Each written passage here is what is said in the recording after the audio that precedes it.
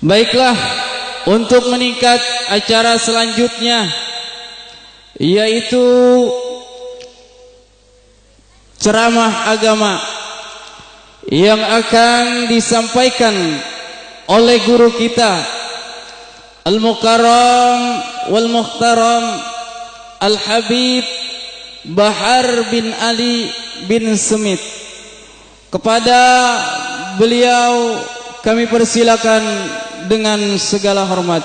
Sallu ala Muhammad, sallu ala Nabi.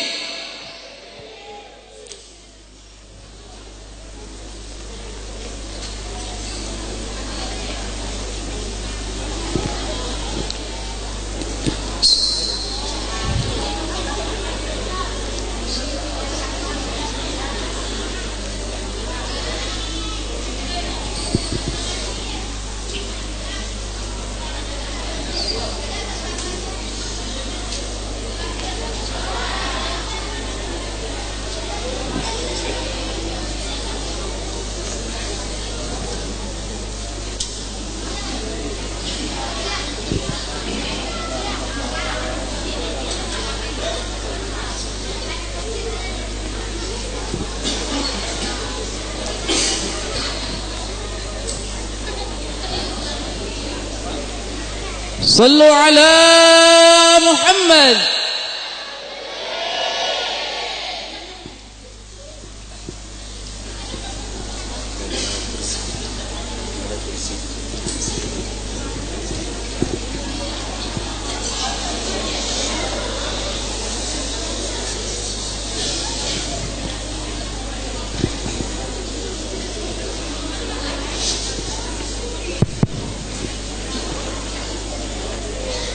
Assalamualaikum warahmatullahi wabarakatuh.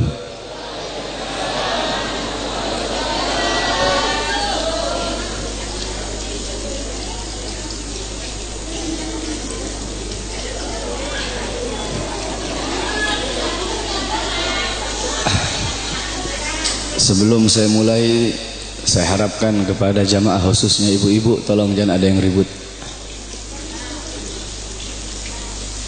Bismillahirrahmanirrahim. Alhamdulillahi dzil jalali wa syari'il harami wal halali. Allahumma salli ala nuril anwar wa sirril asrar wa tiryakil aghyar wa miftah babil yasar sayyidina wa maulana Muhammadinil Mukhtar wa alihil athhar wa ashabihil akhyar adada ni'amillahi wa ifdalih, amma ba'd. Yang saya cintai, yang saya muliakan, para alim ulama, para kiai, para asatid, para tokoh masyarakat, wabil khusus ketua DKM masjid, imam masjid, pengajar-pengajar di masjid, ketua panitia peringatan Maulid Nabi besar Muhammad beserta seluruh panitia, para tokoh masyarakat, para aparat pemerintah beserta seluruh hadirin dan hadirat, bapak-bapak, ibu-ibu, pemuda-pemudi umat baginda Nabi besar Muhammad sallallahu alaihi wasallam. Alhamdulillah, segala puji dan syukur kehadirat Allah Subhanahu wa taala. Karena Allah Subhanahu wa ta'ala telah memberikan kepada kita nikmat yang sangat besar. Allah telah memberikan kepada kita keagungan yang sangat besar. Allah telah memberikan kepada kita rahmat yang sangat besar. Apa nikmat Allah yang sangat besar? Apa karunia Allah yang sangat besar? Apa rahmat Allah yang sangat besar? Nikmat, karunia, rahmat, anugerah Allah yang sangat besar bukan iman, bukan Islam, bukan takwa, tetapi baginda Nabi besar Muhammad. Karena berkat Nabi Muhammad, saya dan kalian mengenal iman, mengenal Islam, mengenal takwa, mengenal salat, mengenal syariat. Sebagaimana yang Allah katakan dalam Al-Quran, Qul bifadlillah wa birahmati fabidzalika falyafrahu. Katakanlah, dengan karunia Allah dan dengan rahmat Allah, maka dengan karunia dan rahmat tersebut falyafrahu, bergembiralah kalian. Dalam kitab tafsir Ma'alimut Tanzil Al-Imam Baghawi, dan dalam kitab tafsir Jami'ul Bayan Al-Imam Ibnu Jarir At-Tabari, begitu juga dalam kitab tafsir Al-Imam Ibnu Katsir, dijelaskan bahwasanya fadlullah dalam ayat tersebut adalah Al-Quran. Sedangkan Sayyidina Abbas menafsirkan fadlullah dalam ayat tersebut adalah ilmu. Maka dengan adanya karunia Allah yaitu Al-Quran dan ilmu, dan dengan adanya rahmat Allah, siapa rahmat Allah? Baginda Nabi besar Muhammad. Maka dengan adanya karunia dan rahmat tersebut falyafrahu, bergembiralah kalian semua, senanglah kalian semua dengan adanya anugerah dan rahmat Allah. Duduknya kita di sini sebagai bukti kegembiraan kita dengan adanya baginda Nabi besar Muhammad sallallahu alaihi wasallam. Beliau nikmat yang begitu besar, beliau rahmat Allah yang sangat besar untuk kita semua, dan Allah jadikan kita sebagai umatnya beliau. Allah jadikan kita sebagai umatnya Nabi Muhammad, umat yang terbaik, umat yang paling mulia, umat yang paling agung, umat yang kelak di yaumil kiamah akan menjadi pemimpin daripada seluruh umat dari zaman Nabi Adam hingga akhir zaman. Umat yang dimana akan berdiri di posisi paling depan membawa benderanya baginda Nabi besar Muhammad. Umat yang sangat dibangga-banggakan oleh Nabi Muhammad. Umat yang dimana para nabi-nabi dan rasul terdahulu mereka iri kepada kita sebagai umat Nabi Muhammad. Dalam kitab Nashihul Ibad Al-Imam Ibnu Hajar Al-Asqalani dijelaskan bahwasanya Nabi Allah Adam alaihi salam, beliau berkata, aku iri kepada umat Muhammad. Aku iri kepada umat Muhammad. Kenapa? Karena Allah memberikan kepada mereka 4 macam kemuliaan yang tidak pernah Allah berikan kepada aku, tapi Allah berikan kepada mereka. Apa 4 macam kemuliaan yang Allah berikan untuk kita tapi tidak Allah berikan kepada Nabi Adam? Yang pertama, kata Nabi Allah Adam alaihissalam, Allah menerima taubatku ketika aku berada di kota Mekah saja, tidak di kota-kota yang lain. Tetapi bagi umat Nabi Muhammad, dimanapun mereka bertaubat, Allah terima taubatnya. Ketahui saudara-saudara, Nabi Allah Adam ketika Allah keluarkan dari sorga, itu Allah turunkan di India, di bawah kaki gunung Himalaya. Siti Hawa Allah turunkan di Jeddah, Iblis Allah turunkan di Basrah. Selama 450 tahun Nabi Adam bertaubat, taubat beliau belum diterima oleh Allah Subhanahu wa taala. Ketika beliau berada di kota Mekah, baru taubat beliau diterima. Itu pun karena beliau membawa namanya baginda Nabi besar Muhammad. Beliau berdoa, ya Rabb bihaqqi Muhammad, ya Allah, demi hak Muhammad, demi kehormatan Muhammad, kemuliaan Muhammad, keagungan Muhammad, terima taubatku ya Allah. Wa qala Allah ya Adam, kaifa arafta Muhammad wa lam ahlagahu? Wahai Adam, dari mana kau mengetahui wujud Muhammad sedangkan aku belum ciptakan wujudnya Muhammad? Qala Adam, ya Rabb, innaka lama khalaqtani rafa'tu ra'si wa ra'aitu ala qawaimil arsy maktub la ilaha illallah Muhammadur Rasulullah. Ya Allah, ketika kau tiupkan roh, aku angkat kepalaku ke atas dan aku lihat di tiang-tiang arsy, di tiang-tiang sorga tertulis la ilaha illallah Muhammadur Rasulullah. Dari situ aku tahu bahwasanya Muhammad bukan manusia biasa. Sebab tidak mungkin engkau akan meletakkan nama makhluk di samping namamu, kecuali pasti makhluk itu makhluk yang paling kau cintai ya Allah. Makanya aku bawa nama Muhammad dalam pertaubatanku kepadamu dengan harapan agar engkau menerima taubatku. Apa kata Allah? Sadaqta ya Adam, betul apa yang kau katakan itu wahai Adam. Kalau engkau bermohon kepadaku dengan membawa nama Muhammad, ketahuilah telah aku ampuni dosamu wahai Adam. Walaula Muhammad ma khalaqtuka ya Adam, dan kalau bukan karena Muhammad tidak akan aku ciptakan engkau wahai Adam. Allah menerima taubat Nabi Adam ketika beliau berada di kota Mekah. Apa kata Nabi Adam? Sedangkan bagi umat Muhammad, dimanapun mereka berada, saya dan kalian kalau mau bertobat dari dosa, Tidak harus kita ke Mekah, saudara-saudara. Kita bertobat dimanapun tempatnya. Taubatan nasuha, menyesali perbuatan dosa, tidak mengulangi perbuatan dosa itu, taubat kita diterima oleh Allah. Sedangkan kata Nabi Adam, tapi aku hanya di kota Mekah, tidak di tempat yang lain. Sedangkan umat Muhammad dimanapun mereka bertaubat, Allah terima taubat mereka. Itu pertama, tidak pernah Allah kasih untukku, tapi Allah kasih untuk kita sebagai umat Muhammad. Yang kedua, kata Nabi Adam, ketika aku berbuat salah, Allah pisahkan aku dengan istriku Hawa hanya karena satu kesalahan. Satu kesalahan aku perbuat, aku makan buah khuldi, Allah pisahkan aku dengan Hawa selama ratusan tahun. Tetapi bagi umat Muhammad, pagi, siang, sore, malam mereka bermaksiat, tidak Allah pisahkan mereka dengan anak dan istri mereka. Aku cuma satu kali Allah pisahkan aku dengan Hawa. Umat Muhammad ribuan kali, jutaan kali bermaksiat, tidak Allah pisahkan mereka dengan anak dan istri mereka. Yang ketiga, kata Nabi Adam, aku berbuat salah dalam keadaan berpakaian, dalam keadaan tertutup auratku. Karena Allah murka, Allah lepaskan pakaianku sehingga terlihat auratku. Tetapi bagi Muhammad kebalik, mereka berbuat dosa dalam keadaan telanjang, tapi tetap Allah kasih mereka pakaian. Aku berbuat salah dalam keadaan berpakaian, Allah lepaskan. Umat Muhammad, mereka berbuat dosa dalam keadaan melepaskan pakaian, tapi tetap Allah kasih mereka pakaian. Yang keempat, kata Nabi Adam, aku berbuat salah di dalam sorga. Di dalam sorga aku berbuat salah. Allah murka, Allah keluarkan ke dunia.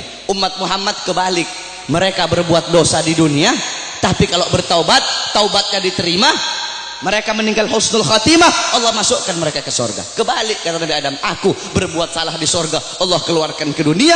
Umat Muhammad berbuat dosa di dunia, Allah masukkan mereka ke sorga. Aku iri kepada umat Muhammad, sungguh aku ingin menjadi umat Muhammad, kata Nabi Allah Adam alaihissalam. Lihat bagaimana kemuliaan umatnya Nabi Muhammad. Nabi Musa alaihissalam ketika beliau naik ke Tur Sina, naik ke Bukit Sina, beliau berdoa, ya Allah, aku ingin melihat cahayamu, aku ingin melihat zatmu, aku ingin melihat wajahmu, ya Allah. Apa kata Allah? Wahai Musa, kau tidak akan sanggup, kau tidak akan kuat untuk melihat cahayaku, wahai Musa. Ketahuilah, antara diriku dengan hamba-hambaku ditutupi dengan 70.000 hijab, 70.000 penghalang yang menutupi antara diriku dengan hamba-hambaku. Al-Imam Ghazali menjelaskan, penghalang Allah itu Allah ciptakan dari cahaya, dari air, dan dari kegelapan. Di dalam penghalang Allah ada suara gemuruh air, ada suara air yang sedang mengalir. Itu dalam penghalang Allah. Andaikan saya dan kalian manusia biasa, Allah perdengarkan telinga kita ini untuk bisa mendengar suara air yang ada dalam penghalang Allah, saking ketakutan hati kita ini akan copot dari badan. Hati kita ini keluar sendiri dari badan, saking dahsyat penghalangnya Allah. Andaikan Allah buka satu penghalang, Allah perlihatkan kepada gunung, gunung akan hancur tenggelam, tidak akan muncul sampai datangnya hari kiamat. Apa kata Allah? Wahai Musa, 70.000 penghalang ini tidak akan aku buka untuk siapapun kecuali untuk Muhammad dan untuk umat Muhammad. Apa kata Nabi Allah Musa alaihissalam? Ya Allah, kalau begitu jadikanlah aku bagian daripada umat Muhammad. Nabi Musa ingin menjadi umat Nabi Muhammad. Bahkan diriwayatkan bahwasanya Sayyidina Syekh Abil Hasan Asyadili, pengarang Hizbul Bahar, Hizbun Nasr, pengarang kitab Mafakhirul Aliyah, beliau pernah bermimpi, saudara-saudara. Ketika beliau bermimpi, dalam mimpinya beliau melihat ada Nabi Muhammad dan ada Nabi Musa sedang ngobrol. Nabi Musa bilang sama Rasulullah, wahai Muhammad, aku dengar engkau pernah berkata dalam sabdamu bahwasanya ulama ummati kal anbiya Bani Israel. Ulama dari golongan umatku itu bagaikan golongan nabi-nabi dari kalangan Bani Israel. Apakah betul wahai Muhammad? Apa kata Rasulullah? Ini dalam mimpinya Syekh Abil Hasan Asyadili. Apa kata Rasulullah? Iya betul, ulama umatku itu kepintarannya, kepintarannya itu sama seperti kepintaran nabi-nabi dari kalangan Bani Israel. Kata Nabi Musa, coba seperti apa sih ulama umatmu itu? Aku pengen lihat coba. Nabi Muhammad memanggil Al-Imam Ghazali di dalam mimpinya Syekh Abil Hasan Asyadili. Imam Ghazali dipanggil oleh Nabi Muhammad. Nabi Muhammad bilang, ini salah satu daripada ulama umatku yang aku banggakan. Akhirnya kata Nabi Musa, siapa namamu? Kata Imam Ghazali apa? Ana Muhammad bin Muhammad bin Muhammad. Kata Nabi Musa, stop. Wahai Rasulullah, ini kamu bilang pinter. Saya nanya siapa namanya. Dia jawab Muhammad bin Muhammad bin Muhammad. Kalau dia pinter cukup dia jawab Muhammad. Stop. Sudah. Tidak usah dia bilang Muhammad bin Muhammad. Saya nggak nanya nama bapaknya, saya nggak nanya nama kakeknya. Kalau dia pinter cukup dia jawab Muhammad. Udah, stop. Atau Muhammad Al-Ghazali dalam kitab Tabaqat Syafi'iyah, Al-Imam Ghazali. Ghazali itu adalah nisbat nama tempat kelahiran beliau. Tetapi ada juga ulama yang mengatakan Ghazali itu nisbat kepada pekerjaan keluarga beliau, yaitu tukang tenun, tukang sol. Nah, kata Nabi Musa, kalau kamu pinter cukup kamu jawab Muhammad. Tidak usah kamu bilang Muhammad bin Muhammad bin Muhammad, kepanjangan. Apa kata Nabi Musa? Apa kata Imam Ghazali? Ya Rasulullah, izinkan aku untuk menjawab ya Rasulullah. Diizinkan oleh Rasul. Dijawab oleh Imam Ghazali, wahai Musa kalimullah. Dulu Allah pernah nanya, wahai Musa, apa yang ada di tanganmu? Engkau bilang, ya Allah ini tongkat. Tongkat ini untuk menyandar, untuk bersandar. Tongkat ini untuk memukul. Harusnya kalau kau pinter cukup kau jawab ini tongkat. Nggak usah kau jawab tongkat ini untuk ini, untuk ini, untuk ini. Karena Allah nanya apa yang ada di tanganmu. Allah tidak tanya untuk apa itu. Apa kata Nabi Musa? Karena aku ingin bercakap-cakap lama dengan Allah. Aku ingin punya waktu yang panjang dengan Allah untuk mengambil berkah. Apa kata Imam Ghazali? Begitupun aku jawab dengan jawaban yang panjang untuk bercakap-cakap lama denganmu agar mendapatkan keberkahan darimu yang pernah berbicara dengan Allah. Baru diakui oleh Nabi Musa kepintaran ulama daripada umatnya Nabi Muhammad sallallahu alaihi wasallam. Coba kau lihat dalam kitab Khasaisul Ummatul Muhammadiyah, dalam kitab keutamaan kekhususan yang Allah kasih kepada umat Nabi Muhammad, umat terdahulu, saudara-saudara, kalau mereka berbuat dosa, Allah tidak segampang akan mengampuni dosa mereka. Bani Israel kalau mereka berbuat dosa, mereka harus cari jurang yang tinggi, loncat ke bawah sampai mati, baru diterima taubatnya oleh Allah. Kita tidak, Allah kasih kemudahan. Umat terdahulu kalau anggota tubuh mereka ada yang terkena najis, harus dihilangkan dengan kulit-kulitnya. Kita tidak, terkena najis cukup hilangkan najis itu. Kalau menggoladoh najisnya berat, pakai air dicampur dengan tanah. Allah kasih kita kemudahan, Allah kasih kita keutamaan. Kenapa? Karena kita adalah umat Nabi Muhammad. Kuntum khairu ummatin ukhrijat linnas. Kamu sekalian umat yang paling bagus, umat yang paling baik, umat yang paling utama, umat yang paling mulia yang Allah keluarkan untuk segenap manusia. Kenapa kau jadi umat yang terbaik? Kenapa kau jadi umat yang termulia? Bukan karena salatmu, ibadahmu, amalmu, ilmumu, bukan. Tapi karena kau, saya adalah umatnya Nabi Muhammad. Kita menjadi mulia karena kemuliaan Nabi Muhammad. Makkah menjadi kota yang mulia karena Makkah kota kelahiran Nabi Muhammad. Madinah menjadi kota yang mulia karena Madinah kota hijrah dan kota wafatnya Nabi Muhammad. Hajar Aswad menjadi batu yang mulia karena Hajar Aswad pernah dicium oleh bibirnya Nabi Muhammad. Buraq menjadi kendaraan yang mulia karena Buraq pernah ditunggangi oleh Nabi Muhammad. Bahkan ada salah satu ulama yang mempertanyakan, siapa yang lebih mulia, sendalnya Nabi atau malaikat Jibril alaihi salam? Jibril alaihissalam tidak pernah berjumpa langsung dengan Allah, tetapi Nabi Muhammad bahkan sendalnya telah berjumpa dengan Allah. Dalam kitab Al-Anwar Al-Bahiyah dijelaskan sendalnya Nabi berjumpa dengan Allah. Kenapa sendal itu menjadi mulia? Sendal itu menjadi mulia karena dipakai oleh kaki yang mulia, kakinya baginda Nabi besar Muhammad. Pernah seseorang bertanya kepada salah satu ulama, siapa yang lebih mulia, Ka'bah ataukah makbarahnya Nabi? Ka'bah atau kuburnya Nabi yang lebih mulia? Apa jawab ulama itu? Kalau kita lihat dari kuburnya, maka Ka'bah lebih mulia. Tetapi kalau dilihat dari sesuatu yang bersemayam dalam kubur itu, maka sesuatu yang bersemayam dalam kubur itu lebih mulia ribuan jutaan kali daripada Ka'bah. Siapa? Nabi Muhammad sallallahu alaihi wasallam. Kita menjadi mulia karena Nabi Muhammad. Ma madahtu Muhammadan bi qasidati walakin mudiha qasidati bi Muhammadin. Tidaklah aku memuji Nabi dengan syairku, aku tidak memuliakan Nabi dengan syairku, aku tidak mengagungkan Nabi dengan syairku, tetapi syairku yang menjadi mulia karena telah memuliakan Nabi Muhammad. Syairku yang menjadi agung karena telah mengagungkan Nabi Muhammad. Syairku yang menjadi terpuji karena telah memuji Nabi Muhammad. Kalian nih, kalian semua yang duduk di sini merayakan Maulid Nabi. Nabi Muhammad tidak butuh, tapi kita yang butuh untuk merayakan Maulid Nabi Muhammad. Kamu duduk di sini memuliakan Nabi, mengagungkan Nabi. Nabi tidak butuh, tapi kamu yang butuh untuk memuliakan dan mengagungkan Nabi Muhammad. Kamu duduk di sini bersolawat kepada Nabi, memuji Nabi, mengagungkan Nabi. Itu tidak akan menambahkan kemuliaan Nabi. Kalau dengan kamu bersolawat menambahkan kemuliaan Nabi, berarti Nabi butuh dengan solawatmu. Nabi tidak butuh, tapi kamu dan saya yang butuh dengan bersolawat kepada Nabi. Kita memuliakan Nabi tidak akan menambahkan kemuliaan Nabi, tapi itu menambahkan kemuliaan kita. Kita tidak bersolawat, tidak mengagungkan beliau, itu juga tidak akan mengurangi kemuliaan beliau.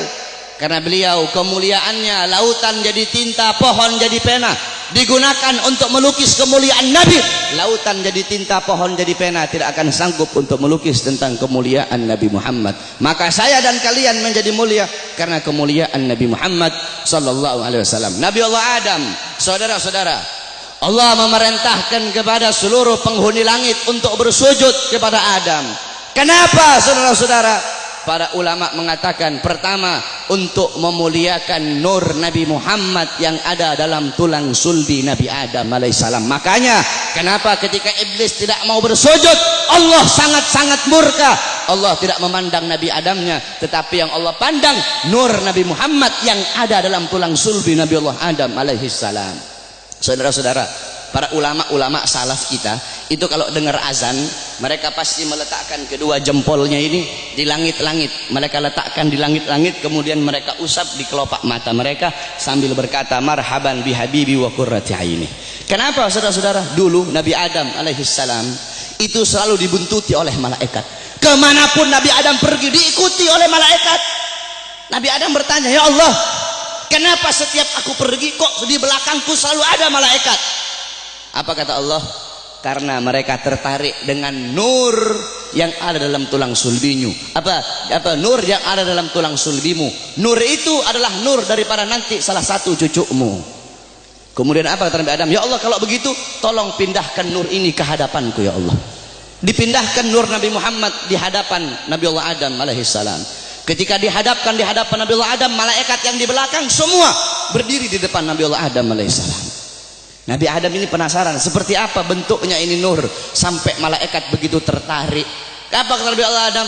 Ya Allah, kalau begitu tolong pindahkan nur ini di kedua kukuku agar aku bisa melihat seperti apa nur itu. Ditaruh nur Nabi Muhammad di kukunya Nabi Allah Adam. Ketika Nabi Allah Adam melihat keindahan nurnya Nabi Muhammad, Nabi Allah Adam berkata, marhaban bihabibi wa qurrati aini. Baru beliau usapkan. Lihat bagaimana Allah Subhanahu wa taala memuliakan Nabi Allah Adam karena dalam tulang sulbinya terdapat nur baginda Nabi besar Muhammad sallallahu alaihi wasallam. Allah menyelamatkan Nabi Allah Nuh. Allah selamatkan Nabi Allah Nuh dari banjir yang besar, dari musibah yang besar. Kenapa? Karena dalam tulang sulbi Nabi Allah Nuh terdapat nur baginda Nabi besar Muhammad.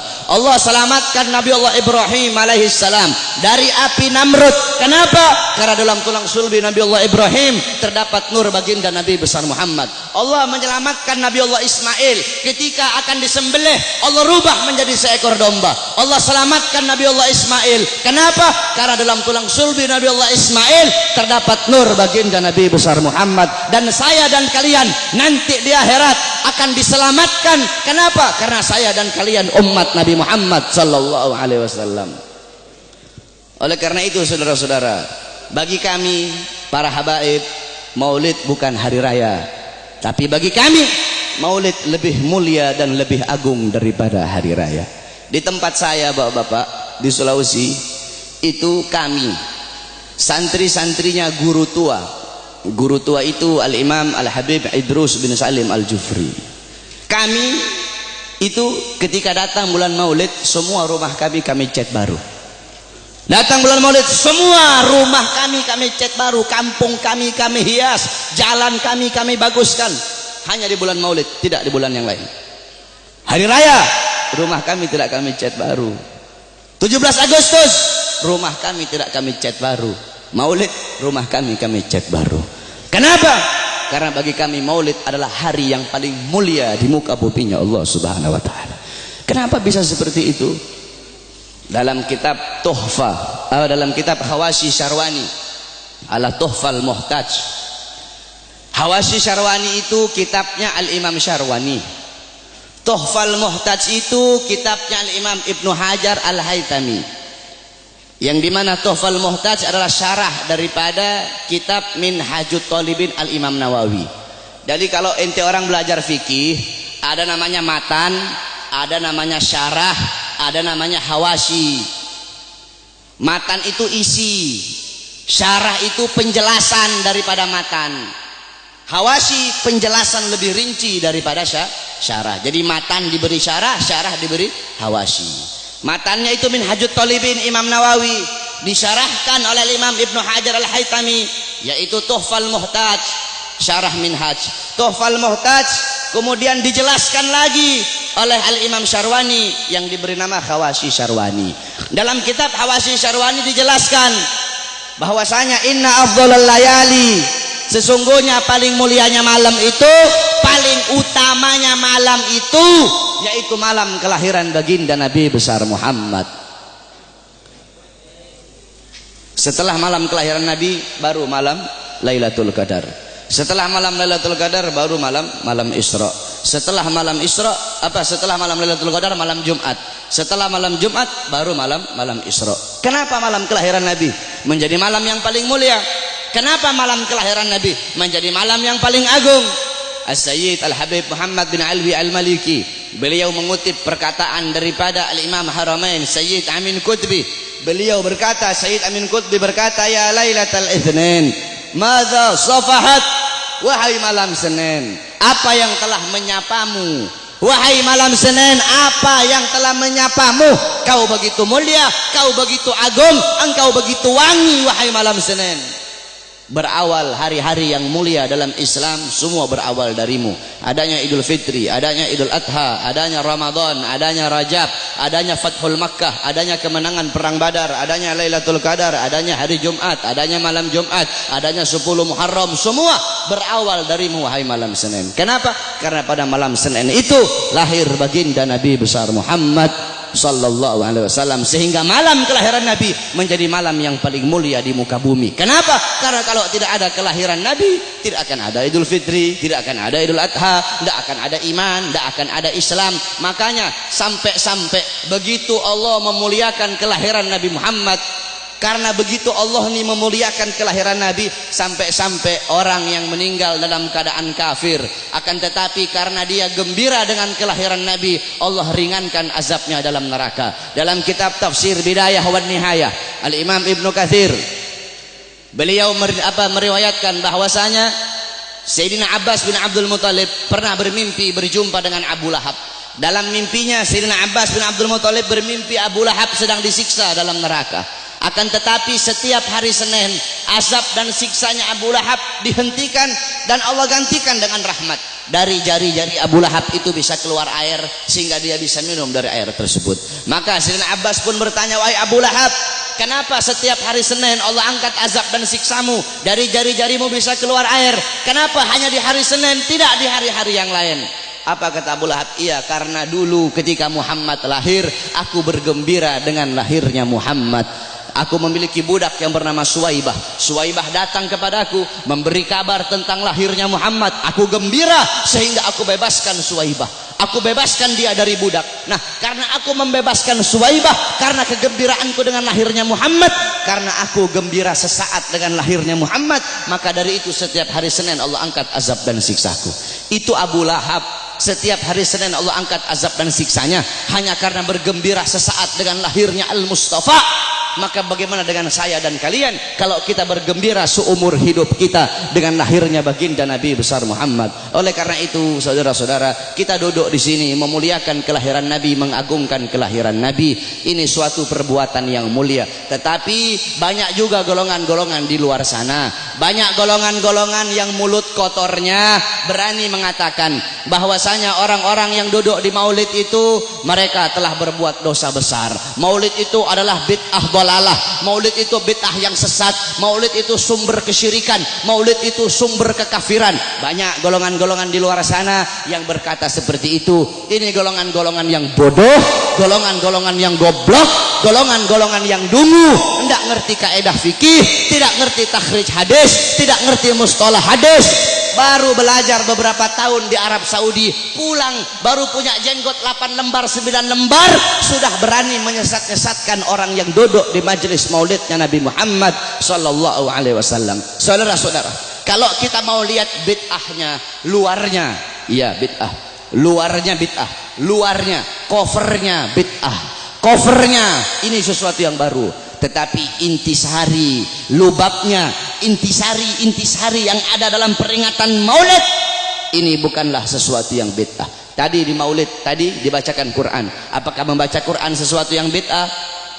Kau duduk di sini, kita saling makan sama-sama. Nanti selesai acara makan bareng-bareng. Dalam kitab dijelaskan Nabi Allah Ibrahim menjadi Khalilullah. Nabi Ibrahim itu jadi kekasih Allah karena 3 sebab. Pertama, Nabi Ibrahim lebih memilih perintah Allah daripada perintah selain Allah. Yang kedua, Nabi Ibrahim tidak pernah makan sendiri. Nabi Ibrahim itu kalau makan pasti bareng-bareng, pasti sama-sama. Kalau beliau cuma sendiri, beliau rela jalan kaki berkilo-kilo hanya untuk cari teman untuk makan sama-sama. Kita duduk di sini mengikuti sunnah Nabi Allah Ibrahim. Nabi Muhammad juga makannya selalu bersama-sama. Apakah ini sesuatu yang bid'ah? Tidak. Kita duduk di sini saling menyebarkan salam. Apakah menyebarkan salam sesuatu yang bid'ah? Nabi Muhammad berkata afsus salam, sebarkan salam. Kita duduk di sini saling memberi makan. Nabi Muhammad bilang wa'atimut ta'am, berilah makan. Kita duduk di sini menyambung tali silaturahmi. Kata Nabi Muhammad wasilul arham, sambunglah tali persaudaraan. Kita duduk di sini mengenang Nabi Muhammad, menyebut-nyebut nama Rasulullah sallallahu alaihi wasallam. Bukankah dalam hadis riwayat Ad-Dailami dalam kitab musnad beliau, yaitu kitab yang bernama Al-Firdaus Dolar Rasul, zikrul anbiya minal ibadah, mengingat para nabi, mengingat para rasul itu adalah ibadah. Zikrul sholihin minal kafarah, zikrul maut minas sadaqah, wa zikrul kubur yugarribukum minal jannah. Kata Nabi Muhammad, mengingat para nabi, mengingat para rasul, menyebut-nyebut nama mereka itu adalah ibadah. Kita duduk di sini menyebut Nabi Muhammad, mengingat Nabi Muhammad, mengenang Nabi Muhammad, membaca sirah beliau, tarikh beliau agar bisa mengambil iktibar, mengambil pelajaran dari kisah hidup beliau. Apakah ini sesuatu yang bid'ah? Tidak. Kita duduk di sini bersolawat kepada Nabi Muhammad. Bukankah Allah berkata innallaha wa malaikatahu yusholluna 'alan nabi ya ayyuhalladzina amanu shollu 'alaihi wa sallimu taslima. Apakah salawat sesuatu yang bid'ah? Tidak. Kita duduk di sini menuntut ilmu. Saya dan kalian duduk di sini untuk menuntut ilmunya Allah. Menuntut ilmu fardhatun. Menuntut ilmu hukumnya sangat-sangat wajib. Dalam kaidah dijelaskan amrun bi syai' amrun bi wasailihi. Perintah terhadap sesuatu, maka perintah juga terhadap sarana atau prasyarat bagi orang-orang untuk melakukan sesuatu yang diperintahkan tersebut. Kalau seumpama naik ke atas ini wajib, maka yang mendorong kita untuk naik ke atas itu pun hukumnya wajib. Naik ke atas hukumnya wajib. Yang dorong ente naik ke atas apa? Tangga, maka tangga juga hukumnya wajib. Kalau ente naik ke atas hukumnya sunnah, maka tangga juga hukumnya jadi sunnah. Saudara-saudara, beli baju, membeli baju hukumnya apa? Mubah. Beli baju hukumnya mubah. Menutup aurat hukumnya wajib. Menutup aurat hukumnya wajib. Kamu sedang keluar dari rumah, tiba-tiba bajumu lepas, bajumu sobek atau bajumu lepas, kelihatan kamu punya aurat, kelihatan kamu punya aurat. Membeli baju hukumnya mubah, tapi ketika itu berubah menjadi wajib. Kenapa? Karena baju salah satunya yang menjadi syarat bagimu untuk bisa tutup kau punya aurat, sedangkan nutup aurat hukumnya wajib. Bersiwak hukumnya apa? Sunnah. Bikin kantong baju hukumnya apa? Bikin kantong baju hukumnya mubah. Bersiwak hukumnya sunnah. Bikin kantong baju hukumnya mubah. Kamu mau keluar rumah, kantong apa bajumu tidak punya kantong, Bajumu tidak punya kantong. Kalau tidak ada kantong tidak bisa kamu bawa. Kamu punya siwak. Sedangkan bersiwak hukumnya sunnah. Bikin kantong baju hukumnya mubah.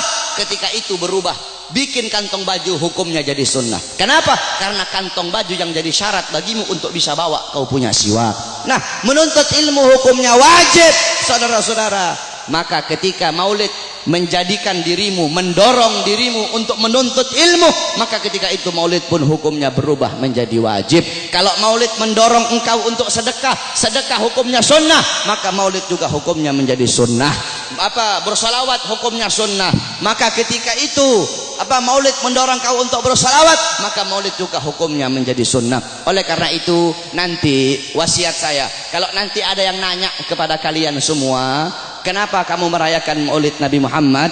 Jawab, saya merayakan maulid Nabi untuk memuliakan dan mengagungkan kelahiran Nabi. Siapa yang suruh memuliakan kelahiran Nabi? Siapa yang suruh mengagungkan kelahiran Nabi?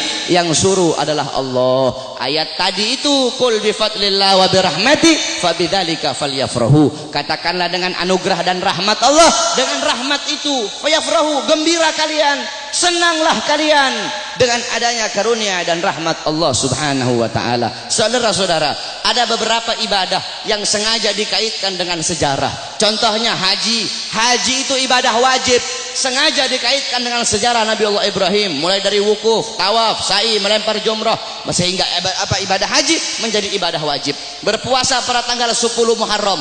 Berpuasa pada tanggal 10 Muharram itu sengaja dikaitkan dengan sejarah Nabi Musa alaihi salam. Ketika Rasulullah nanya sama Yahudi Madinah, kenapa kalian berpuasa pada tanggal 10 Muharram? Kata Yahudi Madinah, karena kami bersyukur atas selamatnya Nabi Musa dari kejaran tentara Fir'aun. Apa kata Rasulullah? Nahnu ahaqqu bi Musa minkum. Kami lebih berhak atas Musa daripada kalian. Rasul pun memerintahkan para sahabat untuk berpuasa pada tanggal 10 Muharram, sehingga berpuasa pada 10 Muharram menjadi ibadah sunnah. Saudara-saudara, para ulama mengatakan, jikalau perhatikan kata-kata ini, jikalau berpuasa pada tanggal 10 Muharram menjadi ibadah sunnah karena bersyukur atas selamatnya Nabi Musa, maka bagaimana dengan terselamatkan seluruh alam semesta ini berkat adanya Nabi Muhammad? Selamat Nabi Musa, kalian bersyukur dengan berpuasa di tanggal 10 Muharram. Maka bagaimana dengan terselamatkan seluruh alam semesta berkat Nabi Muhammad sallallahu alaihi wasallam. Saudara-saudara, kita ini udah telat. Saya dan kalian udah telat, saudara-saudara. Yang pertama kali memuliakan kelahiran Nabi, yang pertama kali mengagungkan kelahiran Nabi adalah Allah Subhanahu wa taala. Tetapi Allah punya cara lain. Cara Allah tidak sama dengan cara kita. Cara kita memuliakan hari kelahiran Nabi, duduk di sini undang para ulama, para habaib, para kiai, minta nasihat dari beliau-beliau, bersolawat, baca maulid. Itu cara kita. Tapi Allah punya cara sendiri. Bagaimana cara Allah memuliakan kelahiran Nabi? Yang pertama kali memuliakan kelahiran Nabi itu Allah, bukan manusia, bukan malaikat, Allah Subhanahu wa taala. Bagaimana caranya Allah memuliakan kelahiran Nabi? Dalam kitab Qisasul Anbiya dijelaskan. Kita semua tahu Nabi Muhammad lahir pada hari Senin, pada tanggal 12 Rabiul Awal, pada tahun gajah, amal fil. Wa summiya ama wiladati amal fil. Dinamakan tahun kelahiran beliau itu tahun gajah, li'anna malikal habasyah, karena raja Habasyah mengutus tentara-tentara yang menaiki gajah yang besar. Untuk apa? Lihadmil Ka'bah, untuk merusak Ka'bah, untuk menghancurkan Ka'bah. Tapi Allah punya rencana lain. Allah mengutus burung ababil dari neraka Sijil. Satu ekor burung bawa 2 buah batu, 3 buah batu. 1 batu di mulutnya, 2 batu ditaruh di kakinya. Dengan izin Allah itu burung terbang. Allah perintahkan untuk melemparkan itu batu di atas kepala tentara gajah. Ketika itu batu jatuh di atas kepala tentara gajah, tembus sampai ke kaki, saudara-saudara. Allah hancurkan pasukan gajah. Kenapa Allah hancurkan pasukan gajah? Ikraman, untuk memuliakan dan mengagungkan kelahiran baginda Nabi besar Muhammad sallallahu alaihi wasallam. Padahal bagi Allah tidak mustahil kalau Allah mau hancurkan pasukan gajah sebelum mereka nyerang, bisa Allah hancurkan. Tapi kenapa Allah hancurkan ketika mereka menyerang Ka'bah? Untuk memuliakan kelahiran dan keagungan, untuk mengagungkan kelahiran baginda Nabi besar Muhammad. Siapa Siapa saudara-saudara yang merobohkan istana Romawi? Ketika Nabi Muhammad lahir, istana Romawi roboh. Siapa yang robohkan? Allah. Kenapa Allah robohkan istana Romawi di hari lahirnya Nabi? Padahal tidak mustahil. Kalau Allah mau robohkan sebelum Nabi Muhammad lahir, bisa. Bisa bagi Allah. Allah merobohkan sebelum Nabi Muhammad lahir, bisa. Tapi kenapa Allah robohkan di hari lahirnya Nabi? Ikraman, untuk memuliakan dan mengagungkan kelahiran baginda Nabi besar Muhammad. Siapa yang memadamkan api Majusi, api yang selama ribuan tahun tidak pernah padam? Nabi Muhammad lahir, api Majusi menjadi padam. Siapa yang memadamkan? Allah. Kenapa Allah padamkan api Majusi di hari lahirnya Nabi? Kok tidak di hari-hari sebelumnya? Padahal tidak mustahil bagi Allah untuk memadamkan api Majusi sebelum Nabi Muhammad lahir, bisa. Tapi kenapa di lahirnya hari Nabi Muhammad? Ikraman, untuk memuliakan dan mengagungkan kelahiran Nabi Muhammad. Oleh karena itu Allah saja memuliakan kelahiran Nabi, Allah saja mengagungkan kelahiran Nabi.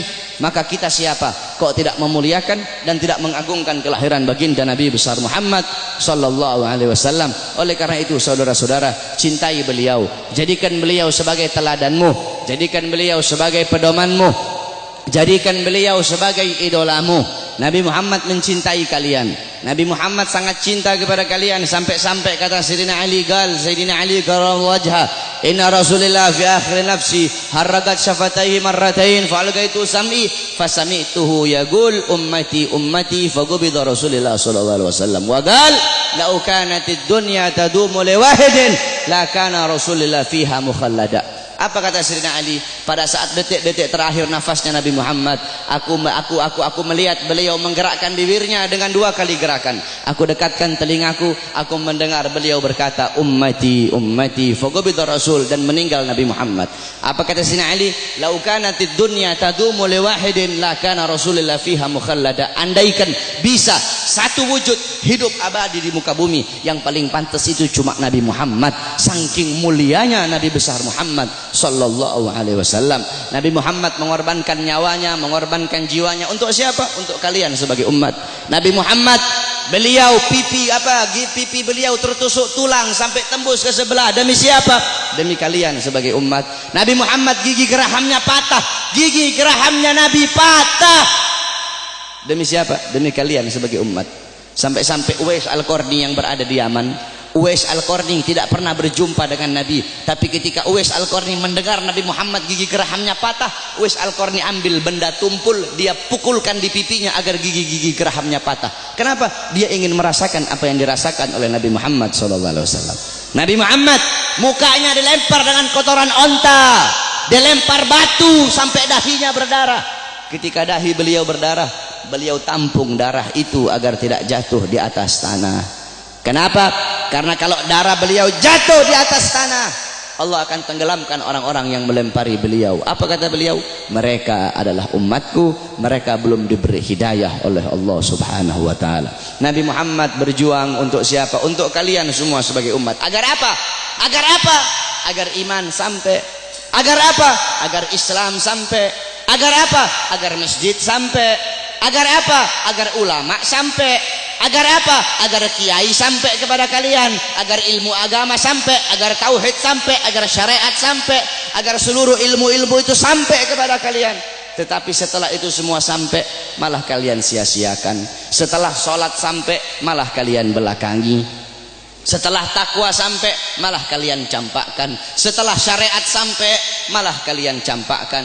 Kalian mengambil budaya barat, kalian mengambil orang-orang barat sebagai teladan kalian, sebagai pedoman kalian, sebagai pedoman anak-anak kalian. Kalian tinggalkan Nabi Muhammad SAW. Mulutmu mengaku umat Nabi, saya umat Nabi, saya umat Islam, tapi kau tidak sholat. Saya umat Nabi, tapi masjidmu sepi. Saya umat Nabi, tapi kedua matamu memandang hal-hal yang haram.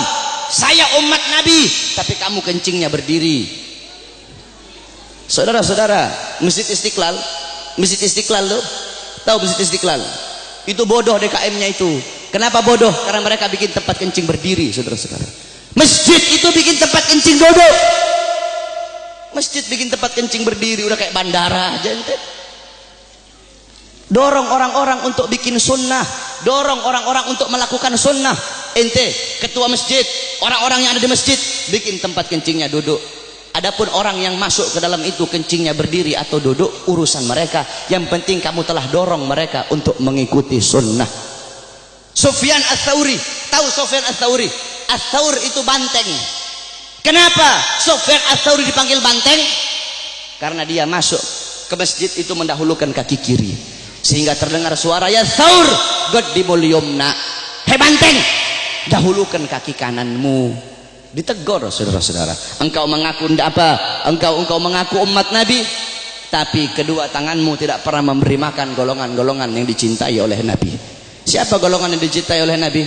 Anak yatim, fakir miskin, para janda-janda. Kau ngaku cinta Nabi, tapi kau tidak pedulikan mereka. Kau biarkan mereka dalam keadaan lapar, kau biarkan mereka dalam keadaan teraniaya, sedangkan mereka golongan yang sangat dicintai oleh Nabi Muhammad SAW. Engkau mengaku umat Nabi, tapi kau biarkan besok anak-anakmu merayakan Valentine.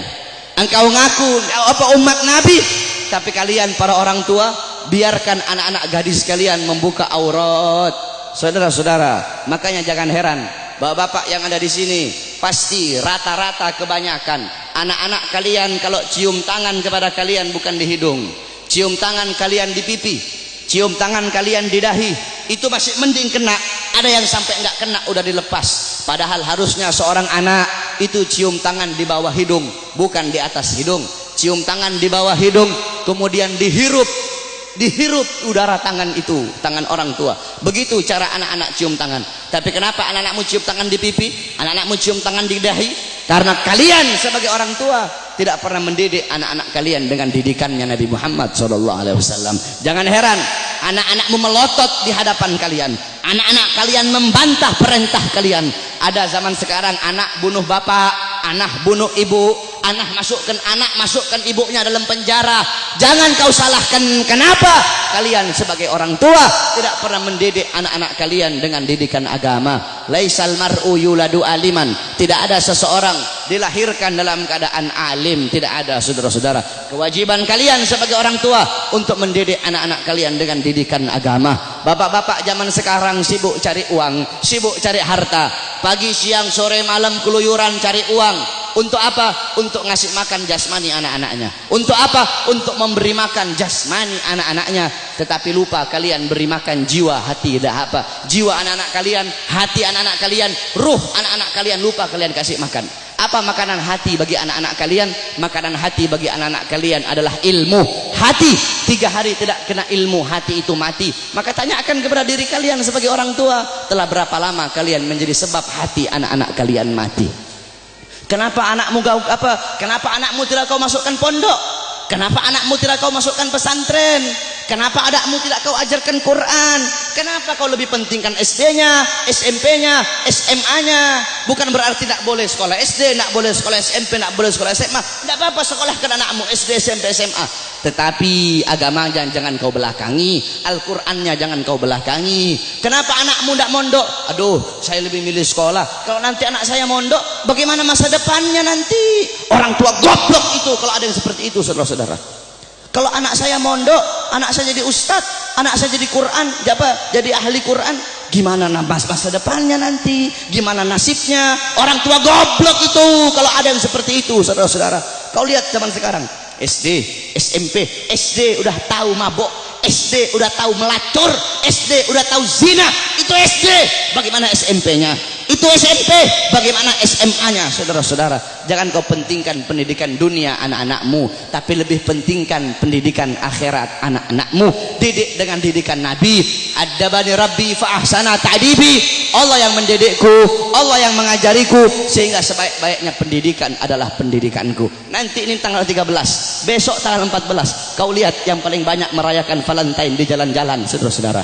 Yang paling banyak merayakan Valentine bukan orang Kristen. Yang paling banyak merayakan Valentine bukan orang Buddha, bukan orang Hindu, bukan orang Katolik, bukan Yahudi, bukan Nasrani. Yang paling banyak merayakan Valentine di Indonesia adalah anak-anak kita, saudara-saudara, anak-anak Islam, putra-putri Islam, putra-putrimu yang paling banyak merayakan Valentine. Valentine itu adalah harinya orang-orang Romawi.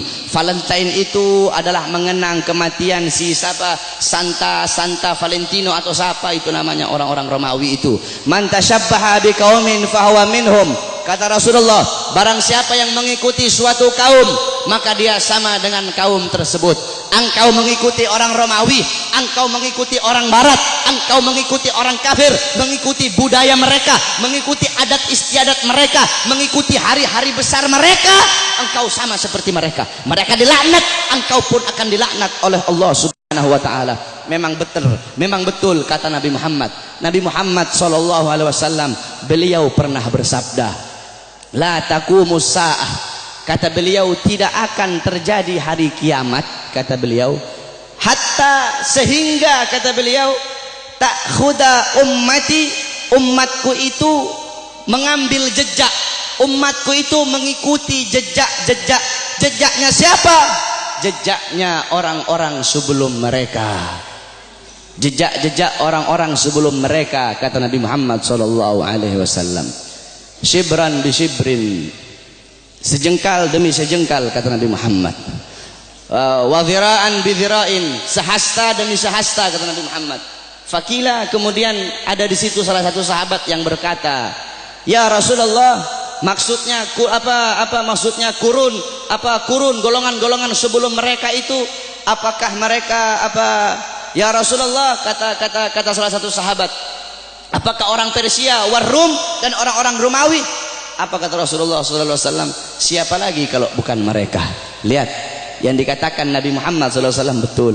Nanti ada nanti kiamat tidak akan terjadi, kiamat itu tidak akan datang nanti sebelum umatku itu sampai sehingga umatku akan mengikuti orang-orang Romawi dan orang-orang Persia, baik gaya pakaian mereka, mengikuti hari-hari besar mereka, kata Rasulullah sallallahu alaihi wasallam. Maka ketika itu sudah terjadi, berarti itu adalah salah satu daripada tanda-tanda kiamat.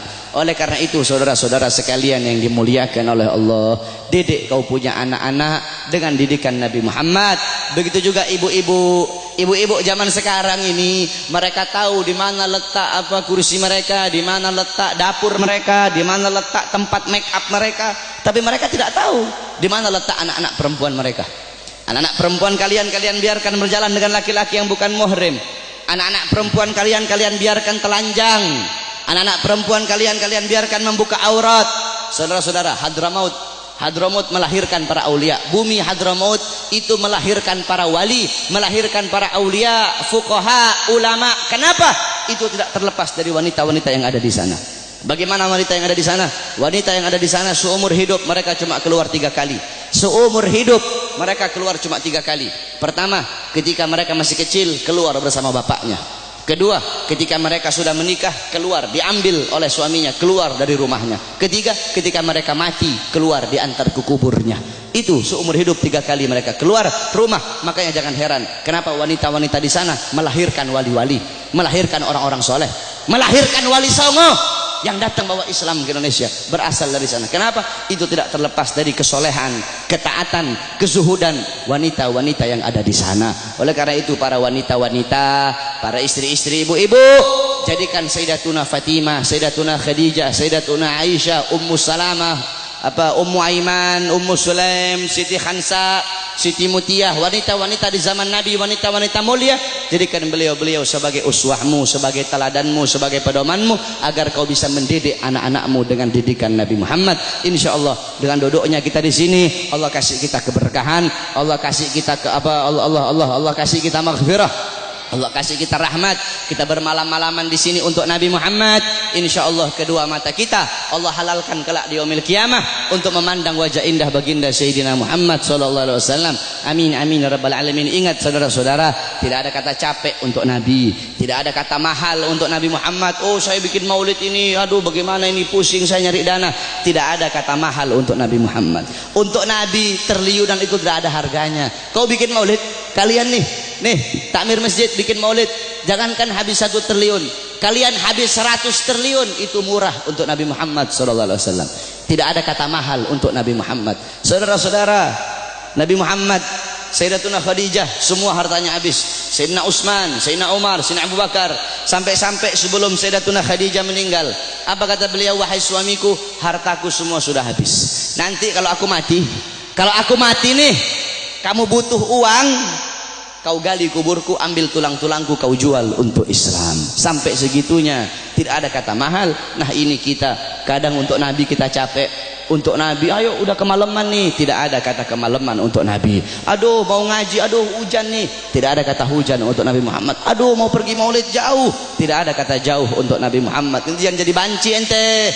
Untuk Nabi capek, untuk Nabi jauh, tidak ada kata jauh untuk Nabi Muhammad. Pakai gaya-gaya, pakai baju my trip, my adventure, tetapi hadir-hadir di maulid tidak mau, sholat ke masjid tidak mau. Banci itu, bukan laki-laki itu, saudara-saudara. Oleh karena itu sekali lagi, para anak-anak muda, jadilah kalian anak-anak muda yang baik, jadi kalian anak-anak muda yang bagus. Jangan kau ikut orang-orang Yahudi, jangan kau ikut orang-orang Nasrani. Mereka nak bakal bikin kau baik, mereka nak bakal bikin kau bagus, mereka bakal bikin kau buruk, mereka bakal bikin kau terjerumus ke dalam kezaliman, terjerumus ke dalam maksiat, mungkarat, dolalat, sayyiat. Karena apa, saudara-saudara? Nasib desamu nih, nasib kampungmu semua ini ke depan, nasib masjid ke depan, desamu ke depan, itu tergantung anak-anak muda. Kalau anak-anak mudamu baik, ke depan kampungmu jadi kampung yang baik. Tapi kalau anak-anak mudamu rusak, anak-anak mudamu bangsat, ke depan kampungmu akan jadi kampung yang bangsat. Kalau negara sekarang ini anak-anak mudanya baik,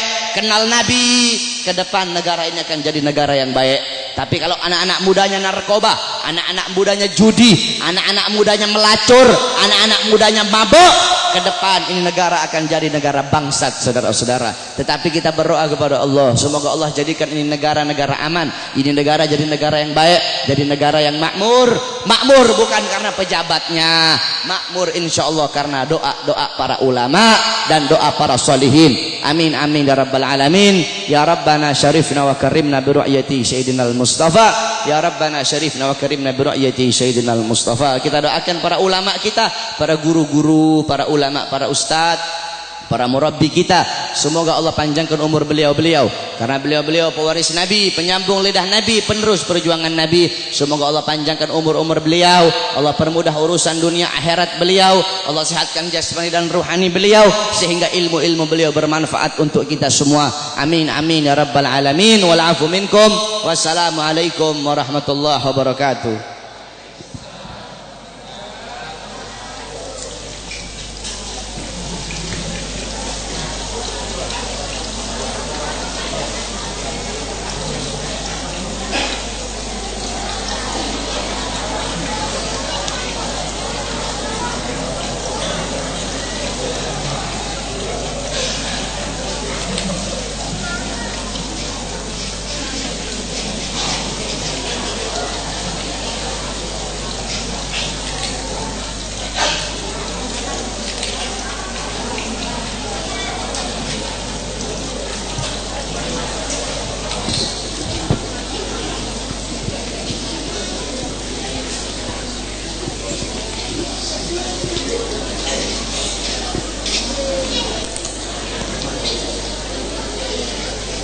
Iya, terima kasih kami ucapkan kepada guru kita Al-Habib Bahar bin Ali bin Smith.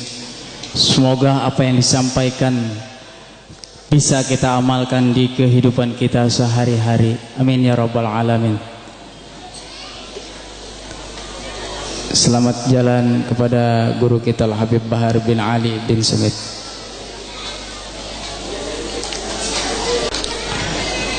Iya, baiklah. Untuk meningkat acara yang selanjutnya,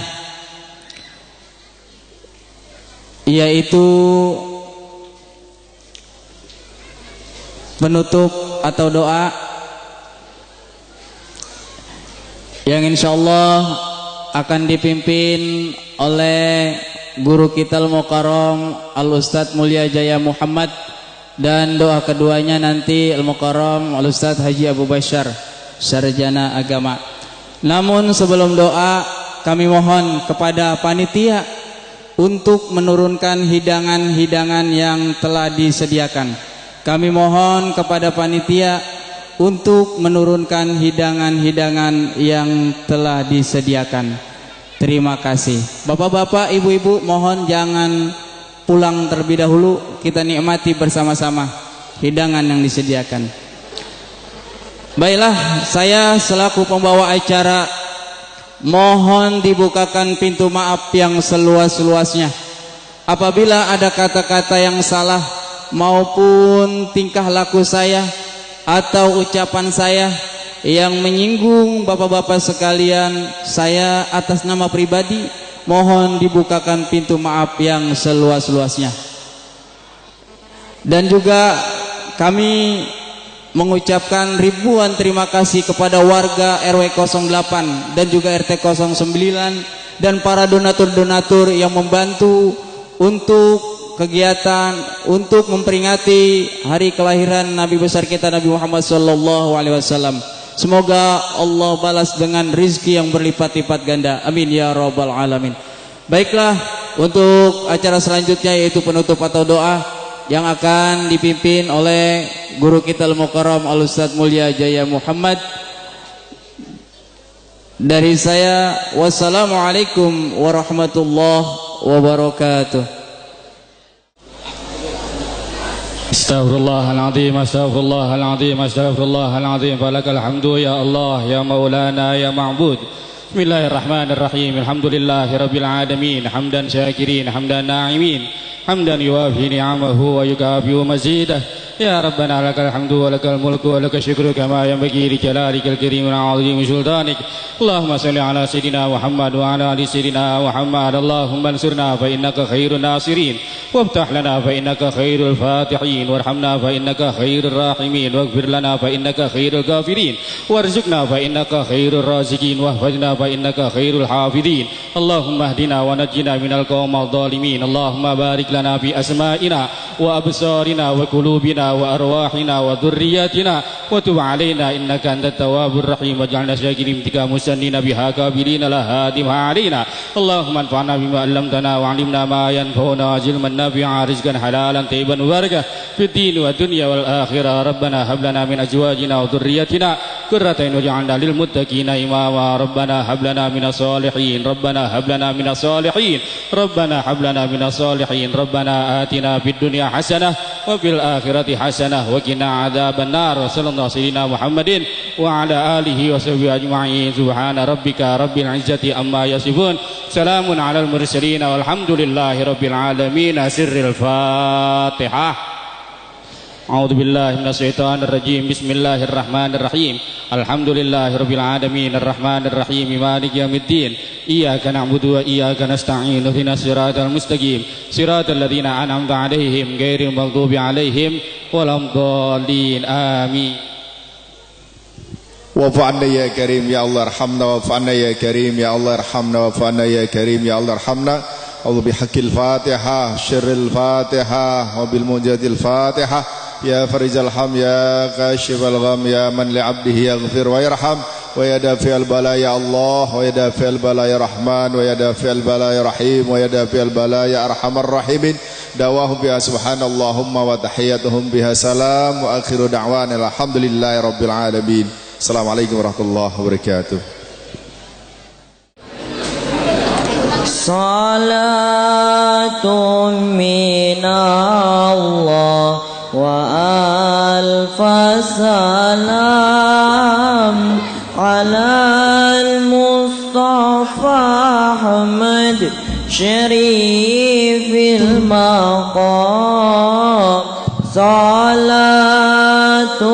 minallah wa alfa salam alal Mustafa Ahmad Syarifil maqam. Salatun minallah wa alfa salam alal Mustafa Ahmad Syarifil maqam.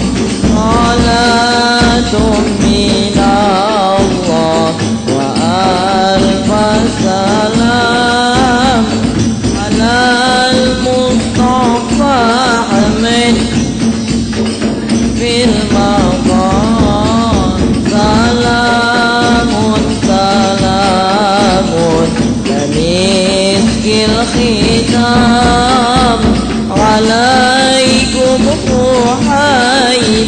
حبابنا يا كرام صلاة من الله وألف سلام على المصطفى حمد في المقام وما ذكره موسانا في الظلام ونور لنا بين هذا الهنا صلاة من الله وألف سلام على المصطفى حمد شريف المقام سلام سلام